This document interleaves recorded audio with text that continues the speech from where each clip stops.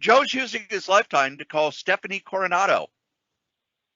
Who knows everything. Well, no, not really. And her voice is going in and out because she doesn't have COVID but still doesn't feel well. So. Oh, we'll save it to win. Sorry. So this is Joe's question. My second chance. It's for press my luck. It's for $100,000 worth of Joe prizes. I'll be set for life. Shoot for the stars. What former Marvel Silver Age artist became a born-again Christian and then worked on the Archie comics from Spire, a religious publisher in the 70s?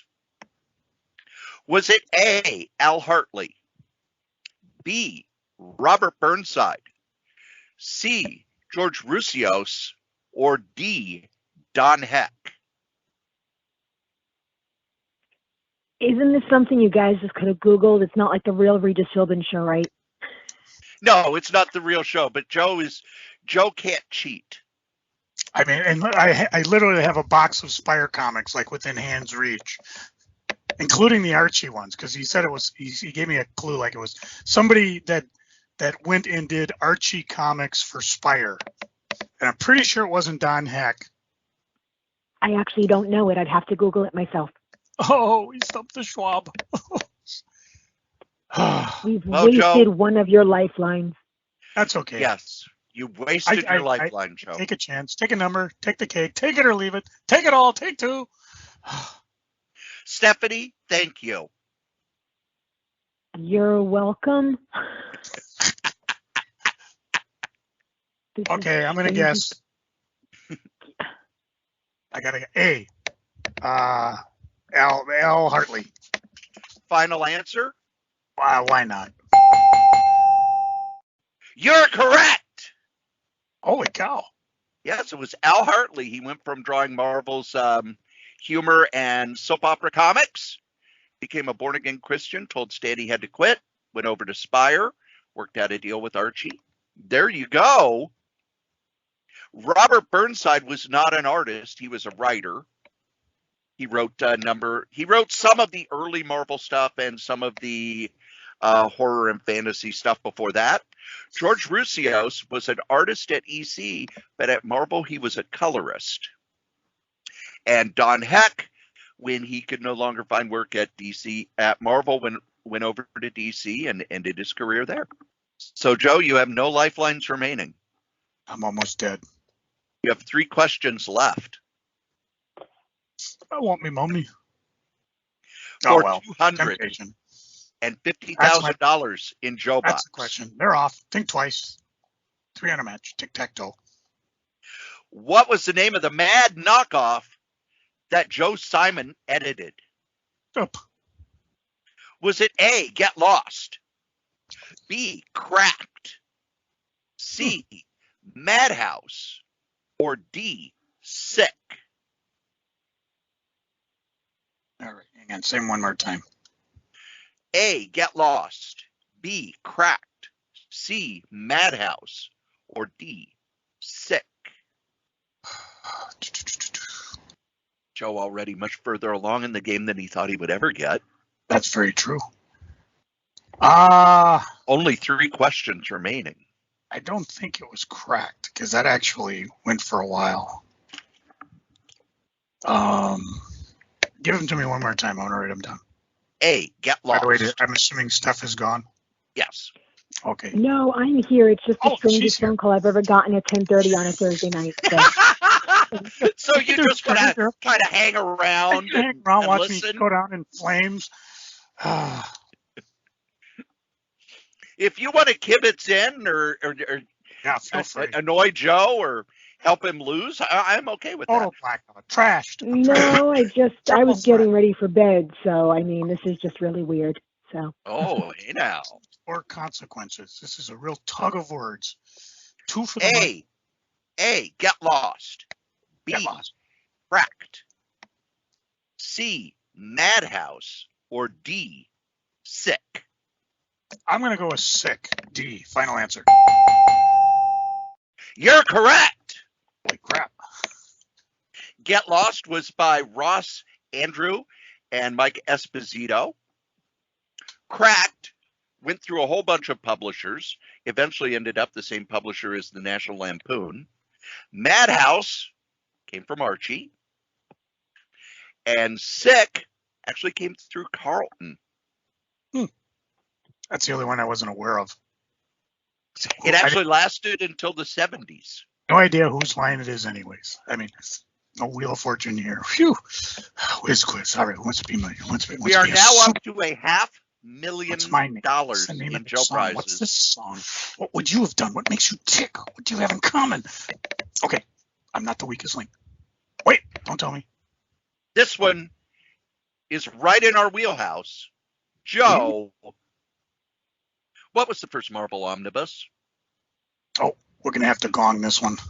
Was it A, the Fantastic Four, B, Amazing Spider-Man, C, Alias, or D, the X-Men? No helping from the audience. Nope. I'm waiting for her just to fall asleep. So You can hurt him, but yes, no helping.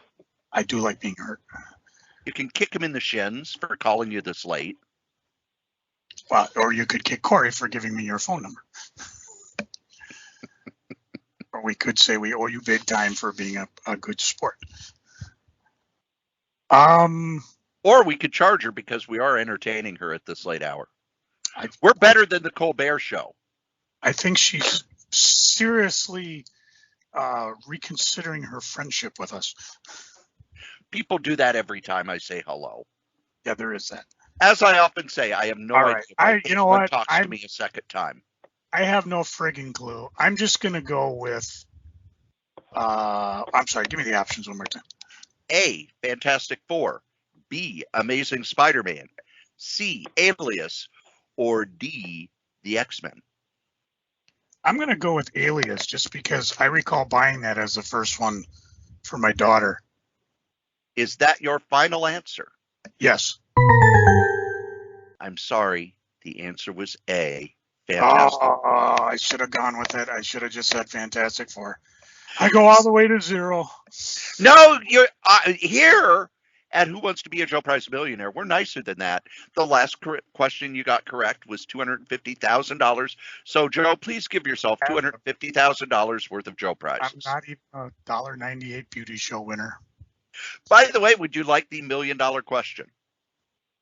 What do you think, Steph? We've gone all this way. Should we? And then after the 20 questions, we can let you go to sleep. I don't even know why you guys called me. You were Joe's lifeline.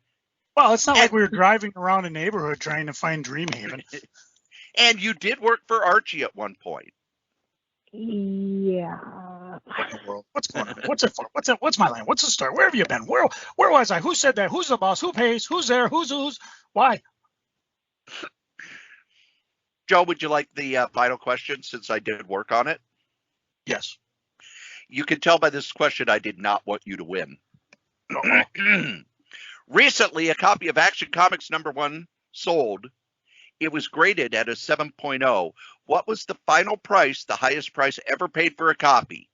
Was it A, $2,810,250, B, $255,950, C, $2,604,000 and $604,750, or D, $3,100,000? Well, it was C because you fucked it up. You always fuck up the answer. Yep.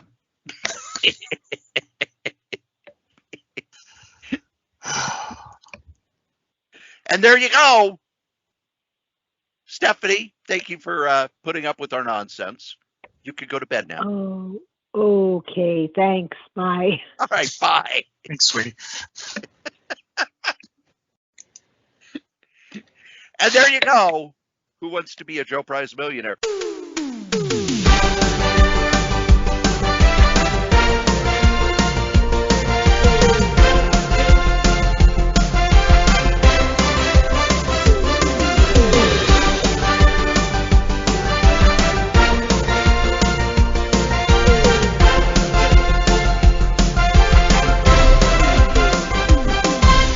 We may play this again in the future, Joe.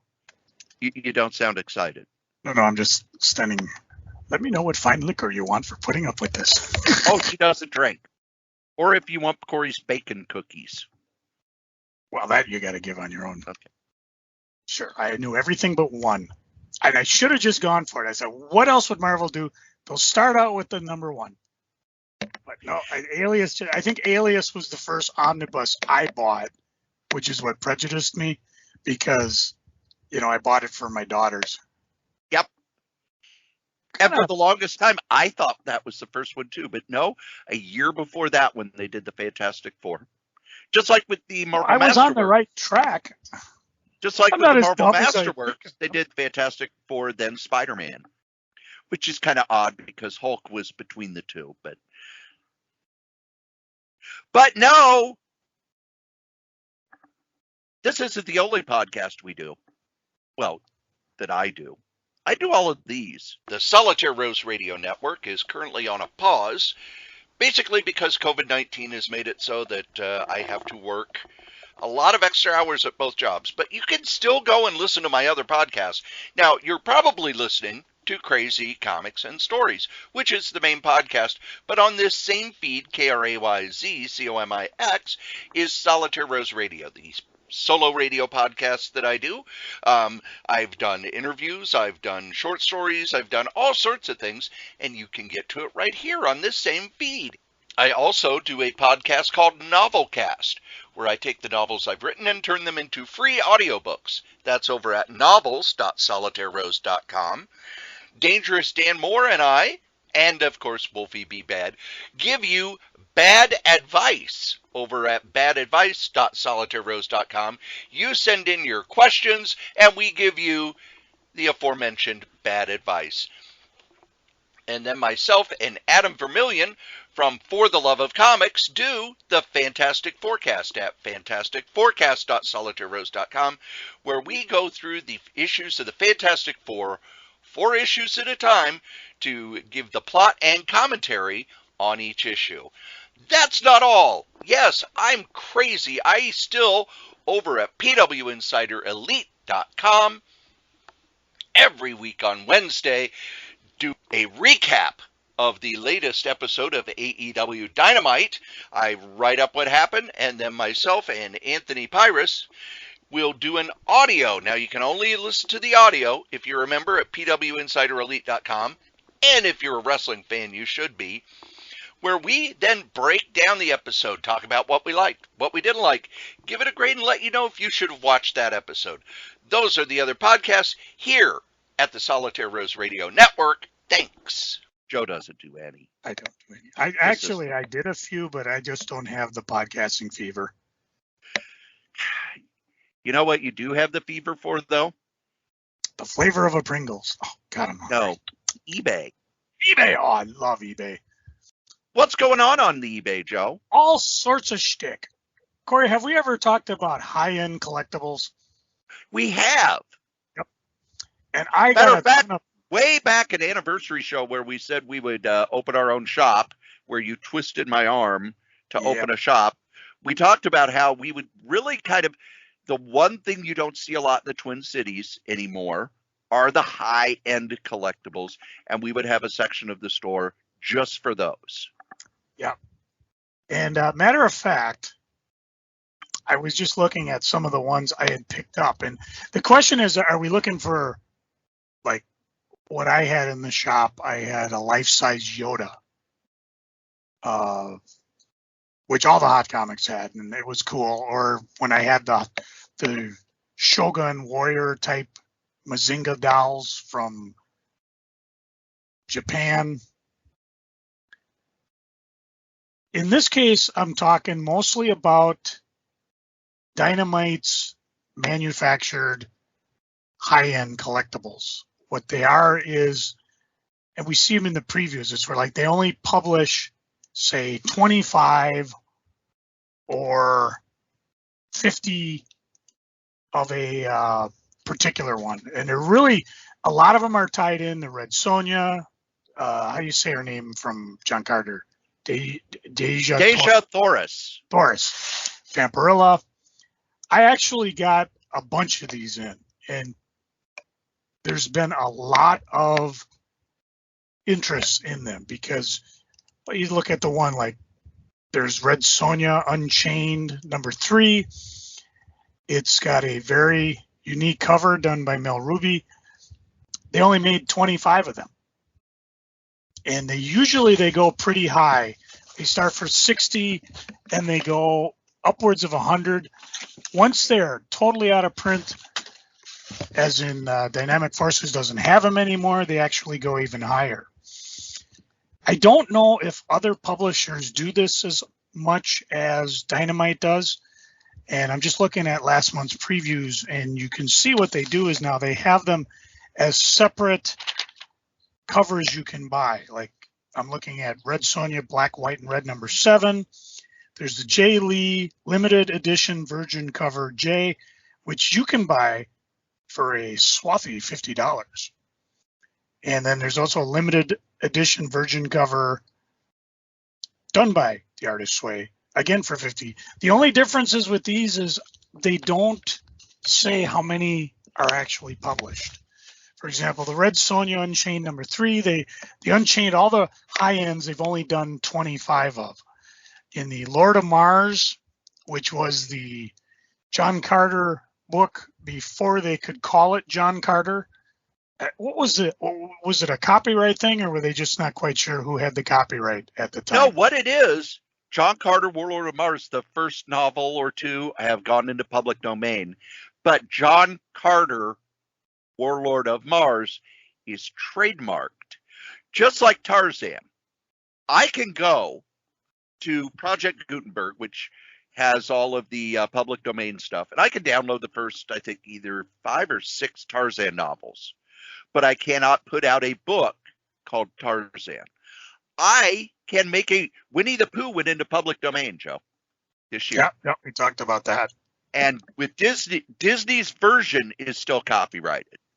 But the original novel and the character have fallen out of copyright. The other book that fell out of copyright is A Farewell to Arms by Ernest Hemingway. Those are the two big works that fell out of copyright and are now owned by us, the public. So I have decided I'm going to do a mashup between the two called A Farewell to Pooh.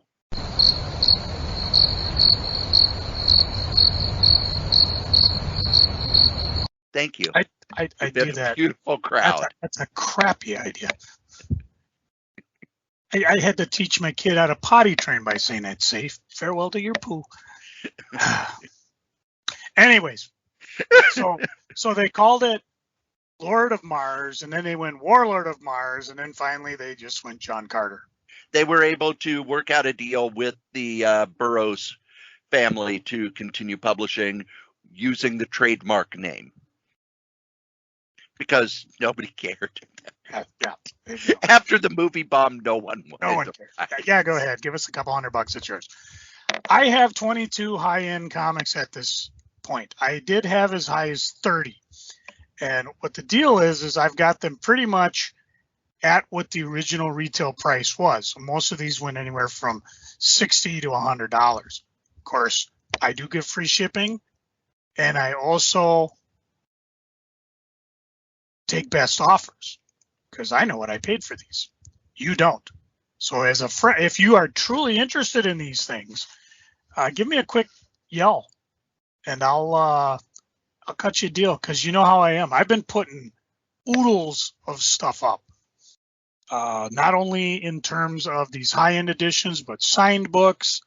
I've got runs of things such as the G.I. Joe Real American Hero that IDW did with Larry Hama and G.L. Galliant.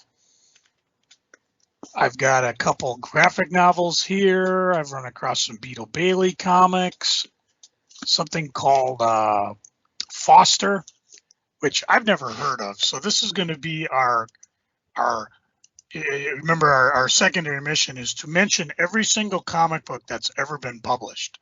Well, Foster was published by Dog Year in 2012.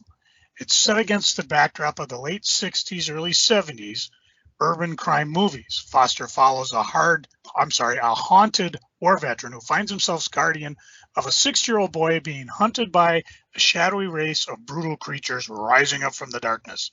5 issues, a bunch of variants, a bunch of signed ones. They did a couple books, an anthology. What I found interesting were the special limited edition variant covers, because each one is a special limited edition of 500, but they're individually numbered on the cover. For example, I have an issue 3 here, which is 267. In the meantime, somebody's got number 201 on eBay already. And there's not a lot of these things on eBay anyways. I mean, the regular ones are $1 to $3 if you can find them. But the limited ones are really, they're unusual. And I picked up a run. I didn't get the whole run, though. I'm missing issue 5. So I've got to decide, do I want to keep it or eBay it? I would like to read it at least first. I picked up a couple other fun things. I got a Spirit, Will Eisner, Warren Magazine, number 8, which I'm going to read and then put up on eBay, because this is the special issue featuring the beautiful but deadly female foes of the Spirit. And now, a quick question for Corey. What do you think is this an Ask the Strode? It can be. So okay. It's time now to ask the Strode. What do you think's more expensive? The original issues, not counting number 8, the original issues of Marvel Superhero Secret Wars, or the freebie giveaway they put in the 2-pack when they were selling the Marvel Secret Wars 2-pack action figures? Can I ask an informational question? You may. Was Secret Wars number 8 one of the 2 comics they reprinted? Let me check, because I did see somebody online had the entire run of Marvel Super Heroes Secret Wars number 1 through 12, but you have to put in the word toy. Dun, dun, dun. Oh my God, I broke the eBays. Now let's redo it, because I obviously cannot spell Marvel. And dun, dun, dun.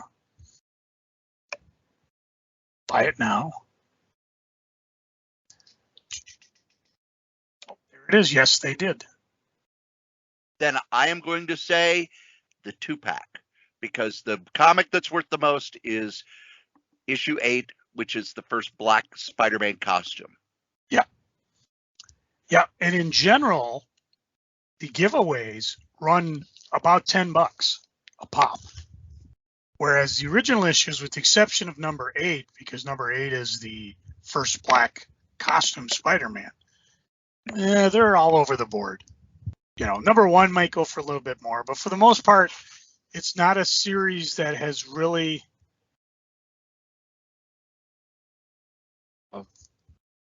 held its value that well. Mainly because there are probably thousands of them published, and it might even be available in a paperback. But if you see those reprint ones that are outside, that were only available inside the pack, so if you see them outside the pack, which is what I've been trying to spit out, those could be the ones that are a little bit more pricey.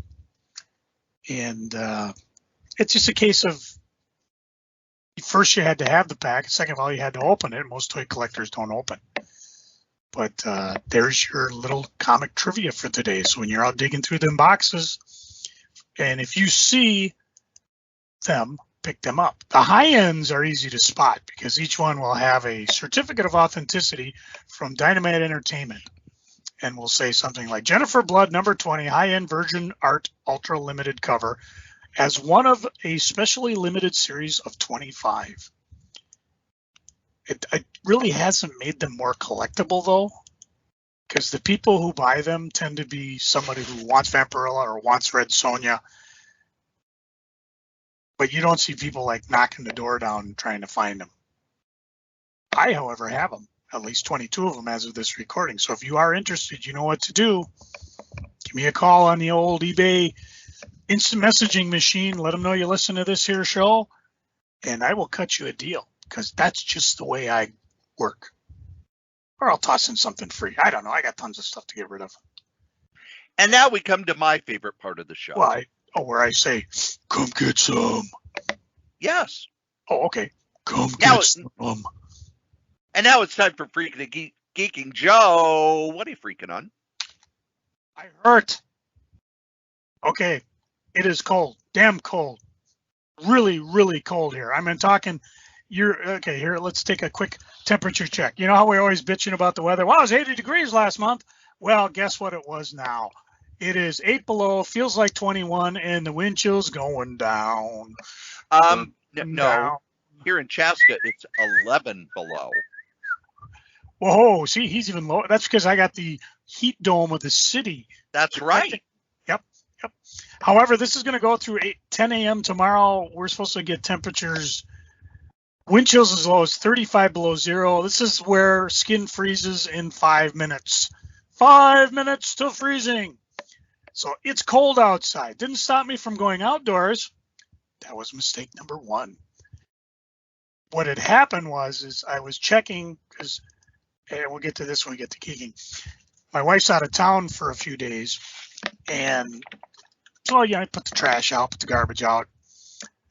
And I look and I see that the recycling bin isn't empty. It looked like what they do is these guys come by in their trucks, and do you think they'll get out of their truck and make sure their thing can hook onto it? The trash guys did, but apparently the recycling guys didn't like my machine where I placed it, because it pushed it like 2 feet in. And, you could see where the snow had been scraped. I was like, well, that's odd. Why didn't they empty it? So I thought, you know what? I'll go across the alley and look in the neighbors, because theirs looks like it hasn't pushed. Maybe they didn't come by yet. Well, they had. Their bin was empty, and I thought, well, I better double check, because the guys across the street are nuts. They might not have put anything in it. And I wiped out. And this was, if anybody has a recording of this, this had to be spectacular, because I went down faster than a Texas Twister. My knee screamed, my hip said, Ryder, don't do that. We know we're titanium, but we're not built that way. My arm is still going, what the fuck was that? I really thought I was down for the count. My knee was screaming. I'm on my back. I'm in the middle of an alley. It's bright sunshine, but it's the middle of the day. I mean, I have my cell phone on me, thank God. And then you just stop. Have you ever taken a serious ass fall like that, Corey, where you land and you're like, okay, what's broken? I had a fall once after a midnight movie down at the St. Anthony, Maine. They were doing midnight movies. They were crap movies, just crap movies. And afterwards, we'd kind of hang out and chat for a bit. And, we finally broke it. So, okay, it's 3:30 in the morning, time to go home. And as I walked to my car, which was far away from everybody else, I slipped and fell on the ice. Hurt my elbow, and oh, did it hurt. Hurt like hell. So I get in the car and I'm driving home, and I notice that, gosh, my coat feels really wet. Uh-oh. I must have broke the ice when I landed on it. I get home. No, I did not break the ice. Okay, I'm going to pick it back to my original. Uh-oh. Yeah, you could actually see the bone because it was right on the tip of the elbow. By the time I got home, it was 4 a.m. And at this point in my life, I did not have medical insurance. So I thought to myself, what would Sabu from ECW do? And I super glued it shut. Oh, I thought you were going to jump off the roof onto a picnic table. Nope. I super glued it shut, went to bed. And you can still see the scar. Next time we get together, I'll show you this scar. Oh, God. So this is like the second time in 2 months I've talked about falling. And when I fell, I'm on my back like, okay, now I'm Commander Data from Star Trek. Running system analysis. Okay, I can still kind of move my knee. My hip really hurts. And I think I can get up. And I crawl, I flipped over on all four. And I slowly got up and I'm like, okay, I think I'm going to have some very angry ligaments tomorrow morning, which is for us as we're recording only an hour from now. But when I wake up, it'll probably be 8. I'm not looking forward to not moving it for 8 hours. Yeah, it was a hell of a fall. And I didn't know I was that limber. I know had I tried doing this before I had my new hips put in, I probably would have broke them hips in two, just because they were fused to each other at the time. So, yeah, it's. I mean, I'm even doing the Millionaire thing. It's just sitting here. It hurts to sit. So when I'm done here, I'm probably going to go find an ice pack, take some more ibuprofen, or maybe finish the half a Fireball I didn't finish on New Year's. So, yeah, I think I'm done with winter. Also want to remind people, I did not know this until I started working at the group home I'm at now. For people over 55, falls are one of the leading causes of death. So I got that going for me. Which is nice. Although, even as we speak right now, authorities say a driver rammed into a Minneapolis fire station. Authorities say this was a domestic. Woman was seeking shelter at Blaisdell Avenue Firehouse. Firefighters protected her. Alleged assailant apparently attacked with his pickup truck. Firefighters eventually held him for police. Guys, of all the people you want to fuck with in America, firefighters ain't one of them because they are tough as fuck. And I say this because my dad, my grandpa, my father-in-law, and a lot of people I know are firefighters. And if I was half as tough as them, I would have broke the alley instead of my knee. I love Twitter. I'm slowly getting into the Twitter game, and this is like one of those instant Twitter news things that popped up because I have it set for like fires or whatever. So that's what's going on in Minneapolis today. Corey, how about you? What are you freaking on? Other than we probably lost Stephanie as a friend for life. The first week of the year where I work is the worst week of the year. Now, open enrollment is the busiest, and that is stressful. But the first week of the year is when all of the changes that everyone has made and the companies have made go into effect. And you have people who screwed up on their annual enrollment, who after we sent them 3 letters, 2 emails with deadlines and everything, and text messages this year, are calling up. Why is this, why is my benefit like this? Why was this dependent dropped? Why wasn't this why, et cetera, et cetera. And we have to tell them, no, it's after the first of the year. We can't make any changes. We have to drop the fact that it's an IRS rule, and the IRS will eliminate the benefits of companies that do not follow their rules.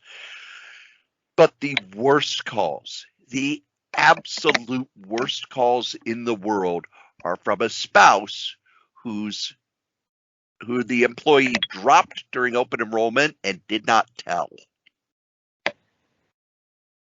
They went in during open enrollment.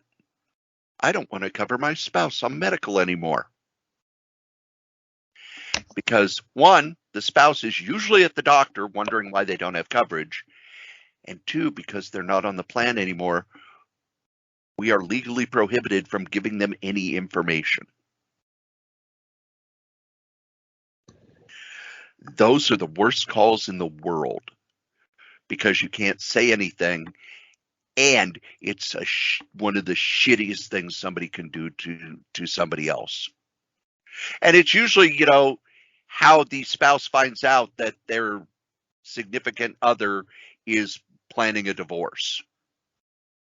Because they're pretty much like, well, I'm gonna be leaving them anyway, so I don't want to pay for their medical. It's ugly, it's cruel, and we get the brunt of it.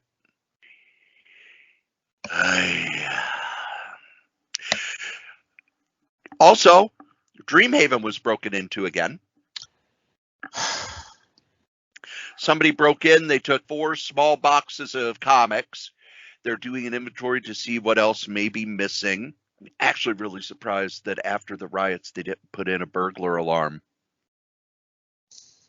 Or maybe they did and nobody got there in time. But if I you're would in think the that Minneapolis, would, St. Paul area, go to Dreamhaven, pick up some stuff, throw them a few bucks to help them get through this. Them and the College of Comic Book Knowledge have both been robbed within the last year, and it sucks. They're both great shops. They're both filled with wonderful people who do not deserve this happening to them. You know what we haven't done for a long time, Joe? Joe? had garlic bok choy. No, I had that Oh. earlier today. Oh. We have not done a hanging at the home. Whoa! Well, this year we're short on staff. What a shock, I know. I'm shocked. But we're short on staff to the point where I am working in houses I haven't worked in for quite a few months. So, if anything has changed since, I don't know, the pandemic, I haven't worked there. So I go to one of the houses I haven't worked in. I think I've worked there twice in the last 2 years. And when I get there, the staff on duty says, "Oh, good, you made it in. I got to go." Well, can you fill me in on what's going on? Just read the tea logs. I got to go. I'm late. To me, I hear, just read the tea leaves. The other staff who's supposed to show up, I open the computer. I look at the tea logs, which is the logs of what happened on previous shifts. Oh, they called in and they weren't able to find anyone. I'm working this house by myself. So one of the clients there has dementia, Alzheimer's. Time to give her her pills. Now, in the past, when I've tried to give her her pills, she gets really angry because she woke up from a nap and will actually start slapping and hitting me. But this time she was still at the table for supper. So I didn't have to wake her up. I bring her her pills. She says, "Oh, okay. Are these mine?" "Yes, they're yours."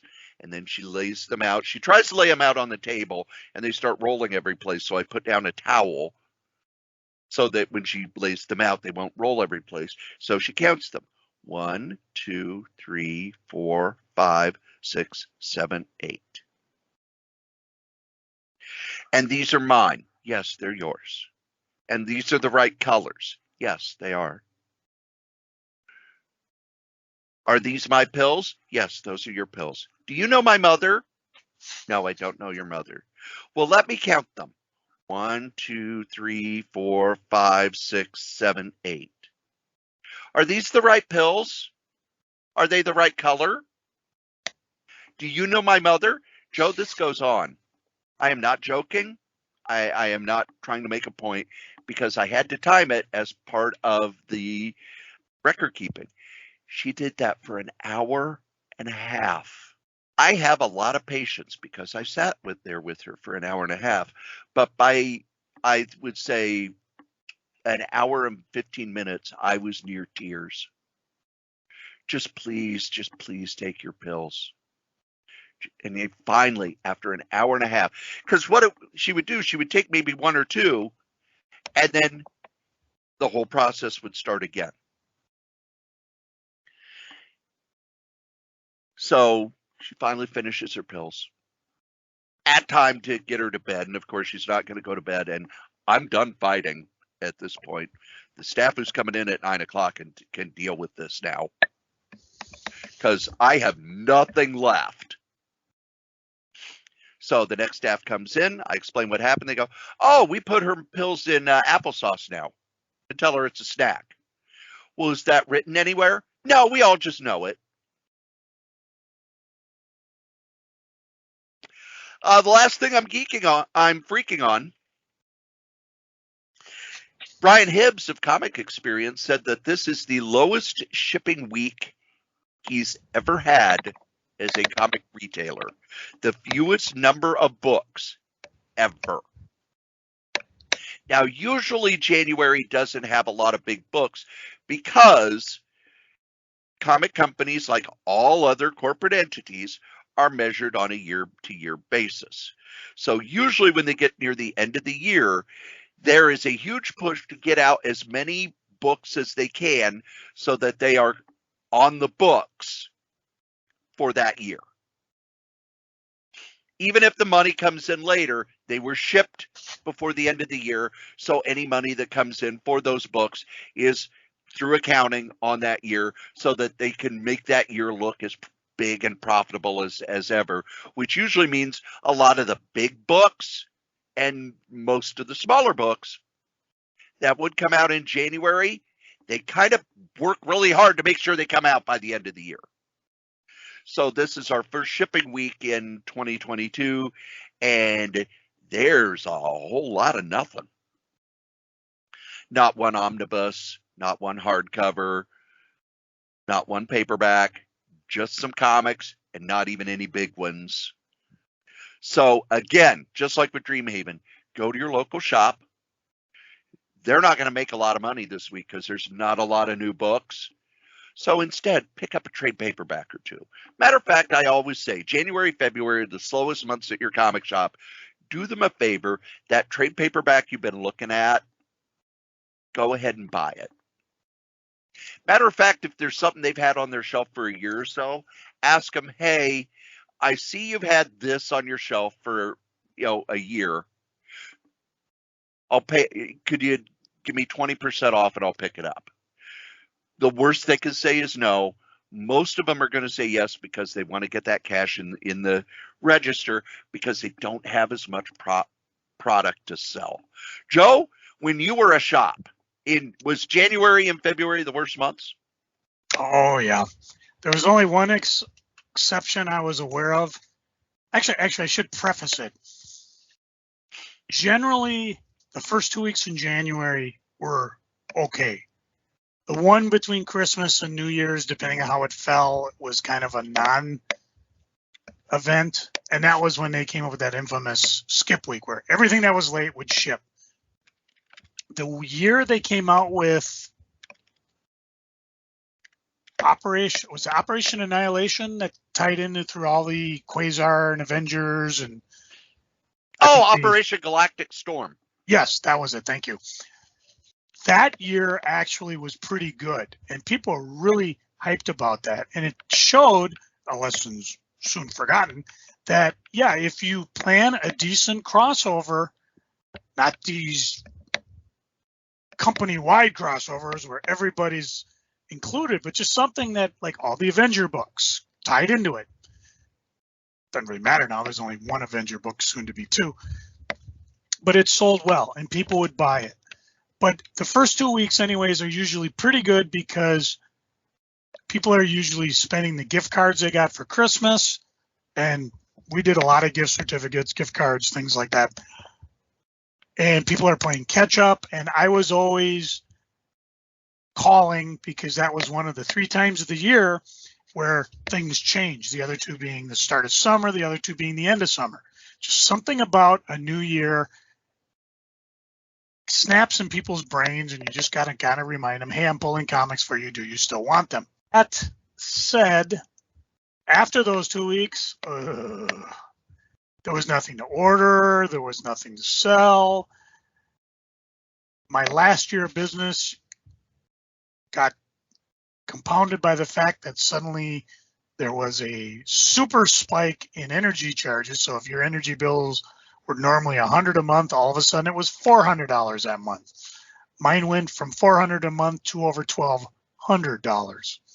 And it's like talking to XL, whose first attitude was, oh yeah, we'll cut you off. I should have just said, do it. I said, I don't know where you think I'm magically getting this money from. And that was Nick says it was the first nail in the coffin that year, but I had a sale at the same, because usually I only did sales a couple times a year, but this was like, hey, I know your energy bill's high, so we're going to cut prices and have some fun. And that helped me get through that hurdle. But yeah, it's a grisly time of the year. Hopefully comic shops have other revenue streams ready to go. They might be playing the eBays. They might be doing what's the new one, Whatnot or something. It's supposed to be an auction site. A lot of local dealers seem to be hopping in on that, where they do their auctions through that instead of eBay. I haven't tried it. I've downloaded it, but I haven't tried it because usually it's like, oh, we're doing things Tuesday night. It's like, I work Tuesday night. I don't think I can play auctions on my phone at Tuesday night, even though I am in the basement of the airport. But I will talk about more of this when we get to geeking. Any other freaking you got, Mr. S? No, I think that's enough freaking. Yes, because we like to end this show on a note. I'm positive note, not just a note, a positive note. Okay, give me my entrance. Give me my entrance. Joe, what are you geeking on? 21 covers for She-Hulk and Rising.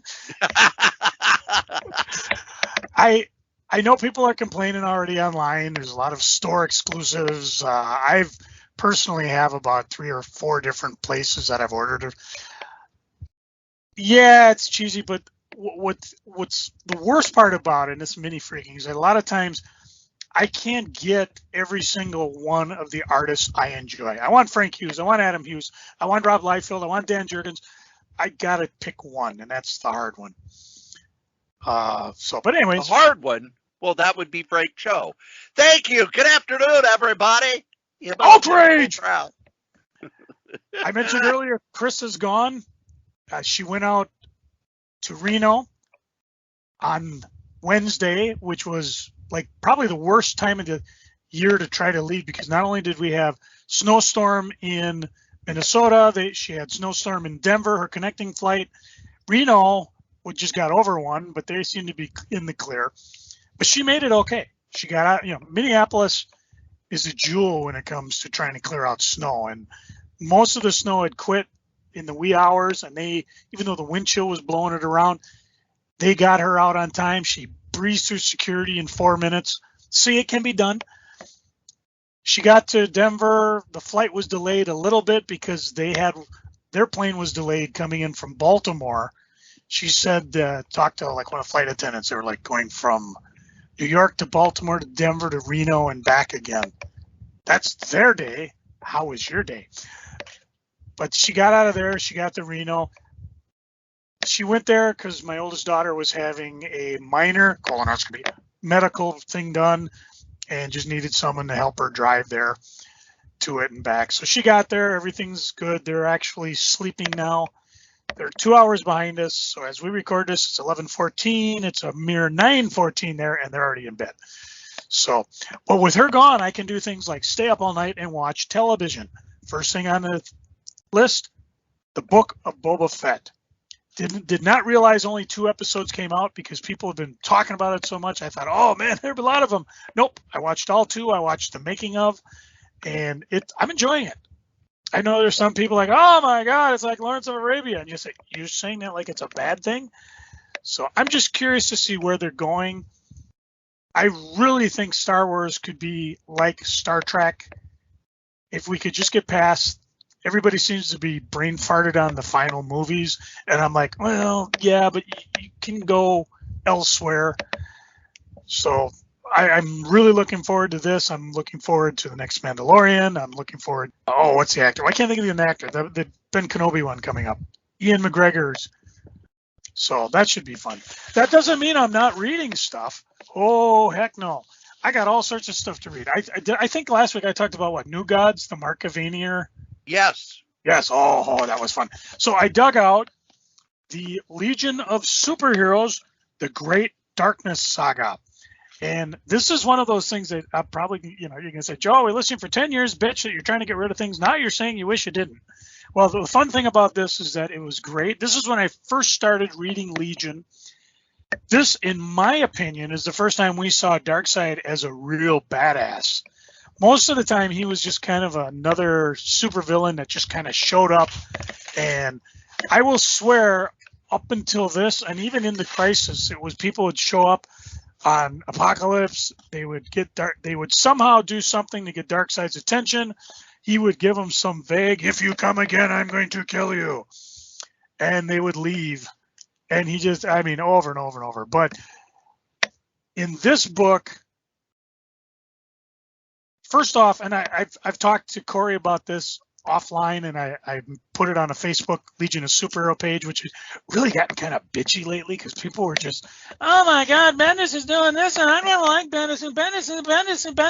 And I'm like, I kind of enjoyed what he did, but you're going to get nothing because you're bitching so hard. You're not going to get nothings. Well, nothing's better than Bendis. Anyways. You'll get nothing and like it. I like it. I posted this thing. I'm reading it. And then I asked 2 questions. First of all, did you know who the villain was? Because I didn't. I mean, I knew Darkseid from the JLA, and it was the one where Firestorm was in, and he created a YouTube. So when the Mega Effect hit, it went back and hit Darkseid, and he disappeared, and that was the end of it. I thought, oh, he's just a superhero guy. I had no inkling who Jack Kirby was. I knew who Jack Kirby was. I had no inkling of New Gods or any of that. So that was a lot of fun. I also remember this was about the time when I think people started paying attention to Legion. Definitely because of Keith Giffen, believe it or not. Yes. Oh, absolutely. And the big thing is I picked up and the weird thing is I knew a lot of what was going on. I mean, I know who Computo was, so when he showed up in the annual that brought in the new Invisible Kids, I knew he was a badass. I knew why Duo Damsel didn't want to fight Computo. And I don't know how. Maybe it's because I picked up enough. I mean, Gruber really loved Legion of Superheroes, but it was fun. I was hip on what was going on. And this started it. I have most of these issues in my collection because I've been working to get all the Baxter issues together. And I want to sit down, and when I finally get them, I'll throw them in a short box and just read them. So I imagine we'll revisit this in the future when I start reading these. Of course, that led to the second question that got everybody in a tizzy. In the back was of my collection, so Legion of Superheroes, the Great Darkness Saga. There was a smaller version of the original 40 inches by 15 inches Legion of Superhero poster that was penciled by Keith Giffen and inked by Larry Melstead, featuring virtually every character that ever appeared in the Legion story to that point. 275 plus characters. The poster was a big success, went out of print. Lord knows if you can find it. This book was published in 1984. So, well, actually, I'm sorry, this compilation, 1987. So this book is wildly out of print too. But they do bring up a question that started tongues a-wagging. Why was Super Turtle included in this poster? The answer to this earth-shattering question is unknown to this day. Other things I read, I can answer the question. Oh, so we have a news segment. Strode News. I remember reading an interview at the time where the artist said, I really like Super Turtle. Enough said. And a reminder to everyone that George Perez, when he did Crisis, vowed he would put every DC character in it. And yes, Super Hip is in it. Oh, yeah. Sugar and Spike are in it. Saw them. Yeah. I read The Boys, Dear Becky, which was the latest book that came out in 2019. It was a miniseries. And I just picked it up because I have the book so I can put it with the other ones. Guinness. I'll call you Guinness for Garth Ennis. Ennis, you still got it. Freaking amazing. Depressing. It was good to see the boys in action again. It was damn depressing to see Becky because we all know what happens to her. And of course, you're on your edge of your seat because you want to see just how why can't I think of their name? Huey and his girlfriend, the superhero. I can't remember her name. I just read it. I don't really think I could. I couldn't remember who Al, what's his name was that did did Spire Comics. I guessed on that one. Al Hartley. If you're a boy, did I spend a lot of time talking about him when I did that June 1961 book. And Joe just. Well, I gotta get my sleep sometime. If you haven't picked up The Boys, Dear Becky, do it. It's a good epilogue. Remember how last week I was talking about all of the Marvels, how much I enjoyed it? Yes. I don't enjoy it. I don't. Really? I'm not really. The beginning of it was really cool because it kind of gives you a primer of how to read things. Like, what does continuity mean? What's canonical? How do I tell if it matters? This particular section, his first couple chapters should be pulled out and put in as a primer to read comics. But I'm not, for me, I'm like, oh, he read all the comics and he's kind of putting them in order. He's really kind of hopscotching all over the place. I mean, I kind of lost him on his Spider-Man stuff. Again, this is just his thing, but he said, okay, we're going to start off with Free Comic Book Day, Spider-Man #1. Okay. Now let's go to Amazing Fantasy 15. Okay, now you're talking. Marvel Tangle Webs 14. Okay, yeah, that's cool. Amazing Spider-Man 1, still with you? 38. Yeah, well, okay, you covered the whole Ditko area. Okay, we're going to go to 50. Now we're going to go to 99. Now we're going to go to 121. And he just kind of glosses over, like, from 1975 to 1987.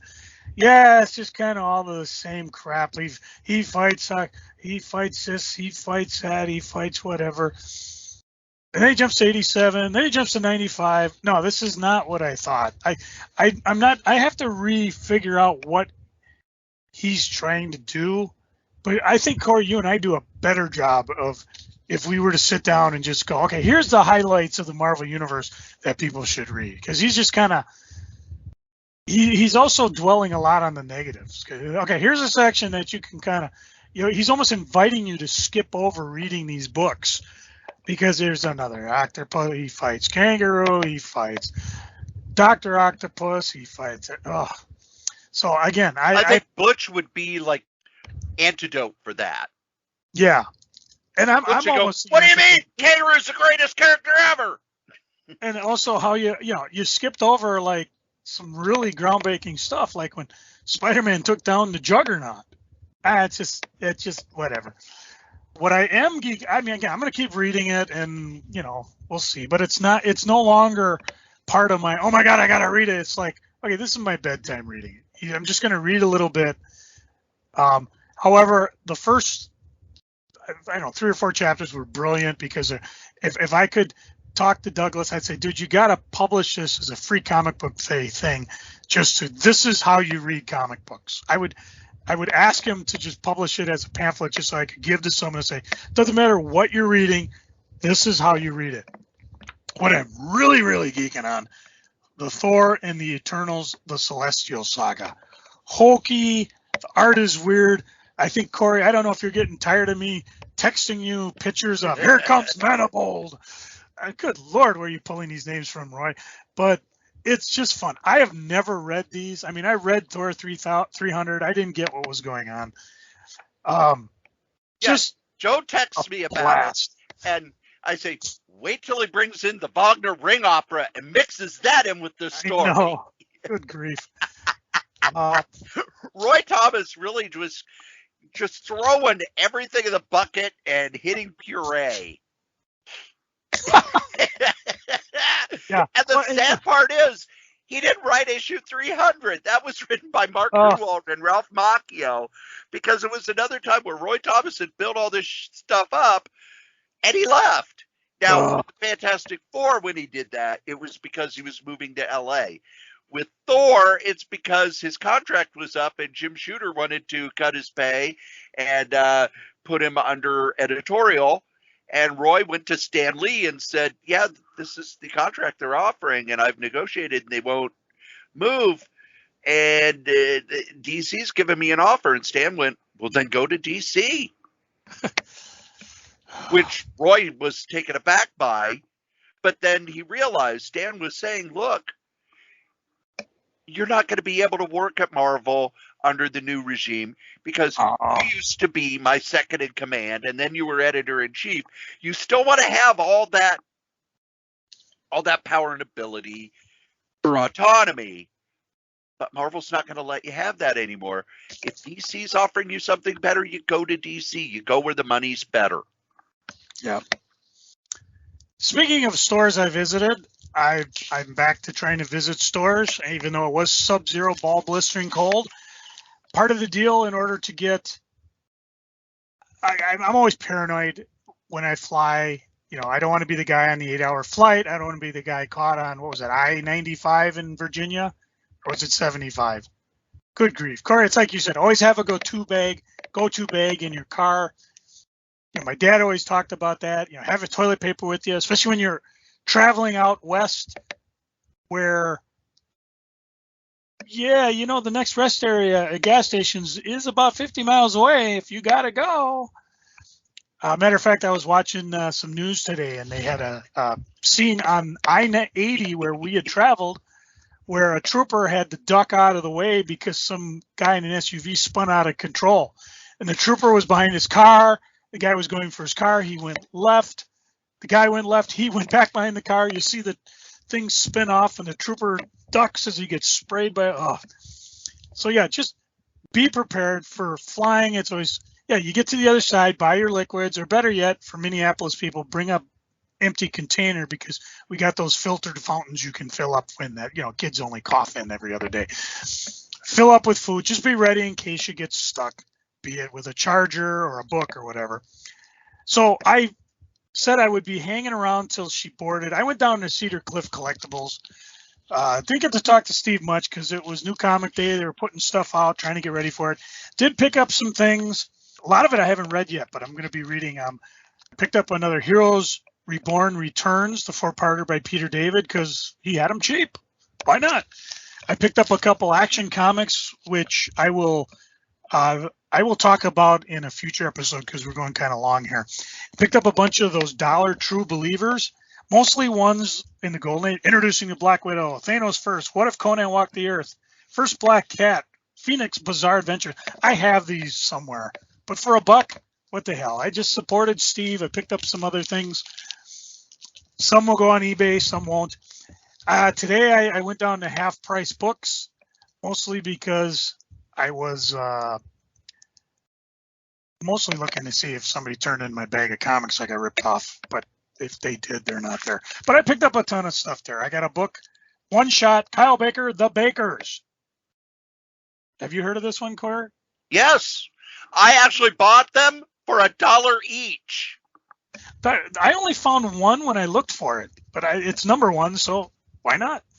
And it's got a cool cover. I picked up Titans, Legion of Superheroes, Universe Ablaze, which by Dan Jurgen, Phil Jimenez, Tom McGraw. They had all 4 issues. That's the worst part of going to Half Price is, you know, again, I picked up these Foster books. They had 1 through 4. Did not realize it was a #5. But I did get the anthology, so I should be able to read it all. You know, a lot of times you're like, oh, there's an issue 1, 5.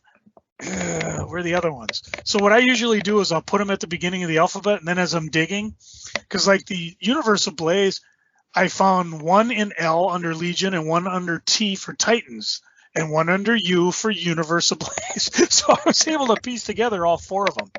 So that was fun. And barring, we'll see how my hip feels. Oh, hang on, I got a message. Heading to bed, good night. Oh, that's my wife out in Reno. Aww. And let's see, it's only 9:30 there, so I'll give her a little jazzing. 9:30? Anyways, speaking of messages, I got a very nice message from one of our sometimes listener, but generally nice guy. I'll just give his first name, Brian. I don't know if he wants his last name on there. But he says, I heard you on the Festivus episode that you're looking for opinions of the show. For me, the way you two, Corey and I, play off each other is fantastic. Sometimes I wish Strode would do more yes and, to borrow an improv term, when it comes to the comedy, the humor, the dad jokes. I sometimes wish you guys covered other areas of previews and talk about statues and figures, which ones you like, even though you don't plan on purchasing them. could probably do that. I mean, the show's already 2 hours anyways. And we do occasionally, when we see something we really like, we'll mention it. But we could add that. Lastly, I love the guests, but they work best when you're both there. Just my thoughts. My favorite part is the energy, the history, and the banter between you two. Longtime fan, even though I don't get a chance to listen as much as I do. Oh, you got some nerve, Brian. Oh, no. Anyways, thank you. As I said, kind of crankily at the podcast, and I didn't mean to be at that one. I was just Festivus from. We do love the feedback, whether it's a quick note, just saying, hey, you guys, I want to review this. If you're a guest doing a comic, although I got to say, there's a few guests we've had on the show that have kind of stopped communicating with us. Yeah. So what? They got a clean soul. Anyways, that's all I'm geeking on for now. How about you, Corey? What you geeking on? I have a few things. First Cool. off, remember the hanging at the home? Yes. I did let the person who does the scheduling know that my first 2 shifts this year have been shifts where I'm surprised alone. She said, "Oh, you get a bonus for that." Oh, sweet. And we're recording late tonight because, again, they were like, "We desperately need somebody to work." Well, I kind of am busy today. They went, "Well, we'll give you a bonus." I still do. We'll double the bonus. Joe, can we record at 9:30 instead? And notice how he kicked the bonus thing in there. And I'm like, yeah, whatever. And the big thing is for me, hey, if I help you out, get the show recorded, and the fact that Chris is gone, because normally, what do I call this? The Kray dungeon is directly under the bed, so she can hear me. And there's been times she'll come up. Are you sure you should be talking about Corey's anxiety that much? Well, he's very public about it, so I think it's okay. I take medication during the show, damn it. Don't hear me. Oh, hi, Holly. Sorry. I forgot they're here. They were gone last week, so. And Bun Bun's there, too. He just wants to be scratched under the chin. Don't us all the guys want a little scratch under the chin? I am actually kind of proud of all the questions I came up with for the game show, and I did it. I got everything but one. I did it in 10 minutes. It was okay, how many questions do I need? 15. All right, I'm going to start with something easy. And then I just had to reorder them after I got them written. And then I had to look up the answers. The Phoenix one was my favorite, though. How many times has Jean Grey died? 15! I just went high on that one. Because I could just think, okay, she didn't really die when she was the Phoenix because she was at the bottom of the river in a cocoon. But they went through, oh, no, she was killed here. She was killed here. All the X-Men were killed here. She died in the Age of Apocalypse, and she died here. And then she was killed in the future on this. And it's wow. Mick Karsh. Joe, do you know who Mick Karsh is? Wasn't he a local wrestling guy? He was the announcer, the final announcer for All Star Wrestling featuring he also the AWA. He also ran Saturday Night Wrestling. Saturday Night at Ringside. Yeah, where it was WWE syndicated and then some other things, and it wasn't must-see TV for wrestling fans, but it was fun to record and fun to watch. And he would have interviews during the show. He's also been the announcer for Steel Domain Wrestling, a couple other local promotions. He has started a podcast called AWA Unleashed, and you can get it on Spotify or YouTube or Apple iTunes. It is AWA Unleashed. First episode came out on January 4th. Second episode is coming out on January 7th. The first episode is the genesis of the AWA.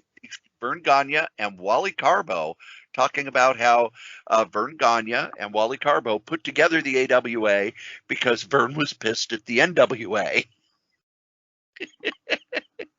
It's only an hour long. I am trying to twist Mick Karch's arm to get him to do an interview with me that would be available here for all of our listeners and on PW Insider. But it's a really fun show. Mick has a lot of history. What's the, is there a website attached to it already? There or? is not, but you can go to YouTube, just put in AWA Unleashed, or to Spotify, or the iTunes, or wherever fine podcasts are found. Cool. Like ours. Yes. Let's see, comic-wise, Joe, comics are dying. Publishers Weekly announced today that they've done the final tabulations in the what I think it's called BookScan, and what it is, all book retailers, all the major ones, including Amazon, number of comic shops that get their books through book distributors. Oh, that would be Marvel now, wouldn't it? Their numbers are, when they scan that book, it doesn't just go into at your Barnes & Noble, they scan the book. It doesn't just go into the register. It also goes to BookScan so that they can see, what's the number one selling book, the number two selling book. Book sales were up last year over 40% year to year. What was the fastest rising category? We wouldn't be talking about it if it wasn't graphic novels. Graphic novel sales were up over 100%. Second fastest growing category was fantasy, up over 40%. Now, with the pandemic and everything, people have rediscovered their love of books, but comic graphic novel sales are up over 100%. Joe Quesada said in a recent interview, and it's also in Disney's prospectus, that Marvel Publishing has been more profitable every year for the last 3 years. They're more profitable than they were in the 90s, even, when they were selling 9 million copies of the X-Men, because they're selling more graphic novels, they're selling more collections, they're selling more omnibuses. What was it? X-Men #1 was $1.99, with the last one being $3.95. All their comics are now $3.95, so they generate more profit. And it's not the number of books you sell, it's the amount of profit you make. You could sell, this was something that, let's say I open a comic shop and I spend $1 million on back issue inventory, and I sell every one of them, and at the end of the day I made $250,000. But my sales are great. How do I make money? Volume, volume, volume. Marvel, DC, Dark Horse, Image, they're all pivoting to the new market. Like any good business, they're going where the business is. Comic shops cater to a small part of the population. For decades, we've been saying comics need to break out of the comic shop. Well, they are now, and the fans our age and so they're mad about it. And it's funny, they go, well, manga's the thing that's selling, and it's not woke like all the other crap. I can't tell you how many manga I've read where it's gay characters and trans characters and characters who can switch from boy to girl depending on if they get splashed with water or eat rice balls or whatever. Comics are selling better than they have ever before, and it's a good thing. What was it? The Dog Boy and Catman selling through the roof. Young adult novels that EC are doing really selling well. They're going to keep up that program. Marvel's young adult repackaging their stuff in the young adult size, doing really well at Barnes & Noble and Target and Scholastic Books. They're making a ton of money, and there are people out there who just don't want to accept it. And it's been like this for years now, and they still don't accept it. They go, well, I see the diamond numbers, and the diamond numbers haven't changed. Well, yeah, Marvel and DC and everybody else knew that the direct market had stagnated. So they started going to other markets, which is what you do. If I'm selling widgets and I only sell them through Ace Hardware, and Ace Hardware's getting their ass kicked by Home Depot and Menards and the other big box stores, I'm going to go to those big box stores and I'm going to elbow my way in. And that's what comics are doing. They're elbowing their way in at Amazon. They're elbowing their way in at Barnes and Noble. And I think it's great. One of the reasons Marvel's doing more mini-series that have to do with the characters in the movie is they've learned. An Eternals movie comes out. We need to have bunch of Eternals graphic novels. So here's the omnibus for the collectors. Here's the Kirby one for the people who want to read the beginning. Here's the one that collects the stuff from the 80s. Here's the stuff that Neil Gaiman did because Neil Gaiman sells books. Here's the current. But they're just tying in with the movies. Good, thank God they're tying in with the movies.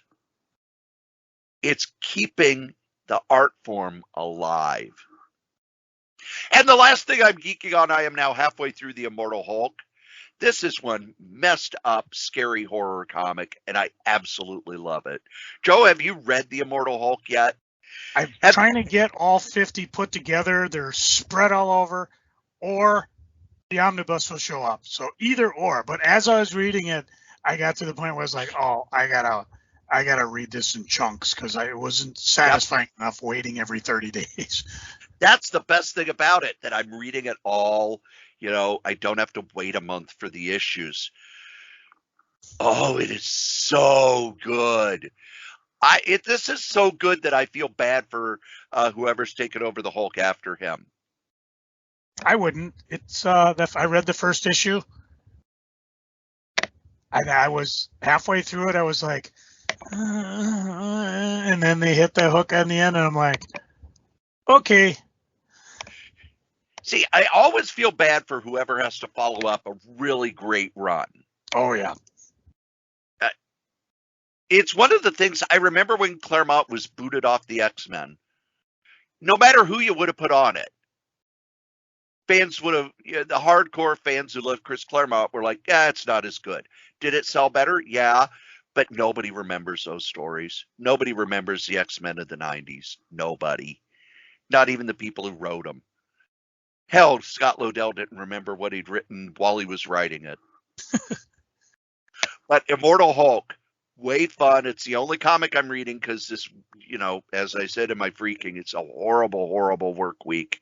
And I'm kind of glad that this is the one I'm reading because I'm reading it like I would read a novel. When I read a novel, I don't try to read 4 other novels at the same time. This is one long, continuous story. It really pulls out some stuff from the Bill Mantlo run and the Peter David run that no one has played with in a long time. Believe it or not, kids, you've listened to us blather on about funny books for an hour and a half. And we wouldn't do it if we didn't love you. Oh, I was going to say if you didn't listen, but that's okay. And as we say every week, the comic we like the least, we still like better than the comic that you like the most. Joe? What was your first job, Corey? Working on my grandfather's farm for $3 an hour. Wow. What did you do? Shoveled manure, fed animals, plowed fields, walked beans. The worst part of the job was walking beans. Do you know what walking beans is, Joe? In the summer. Anything like pulling strawberries, it sucks. In the summer, usually, toward the middle of the summer, July,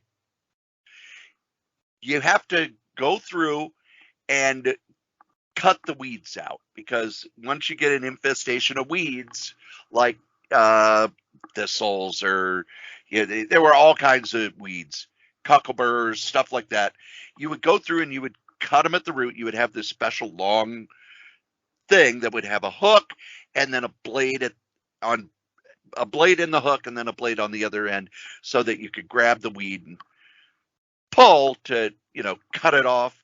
at ground level, or if that didn't work, you'd use the other one and just jam it down in there, and you would walk up and down the rows, getting rid of all the weeds.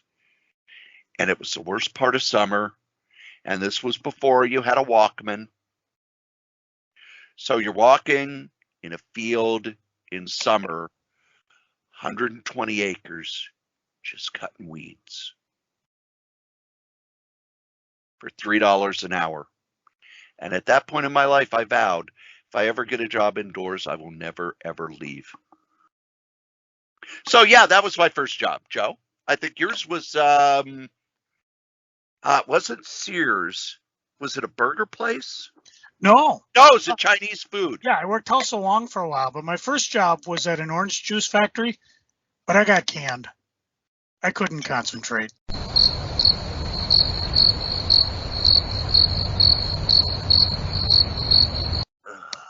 I'm never going to be able to yes and that. Sorry, Brian. We tried. I would normally say I feel like dancing, but I feel like hitting the ibuprofen. Nevertheless, Corey, hit my music.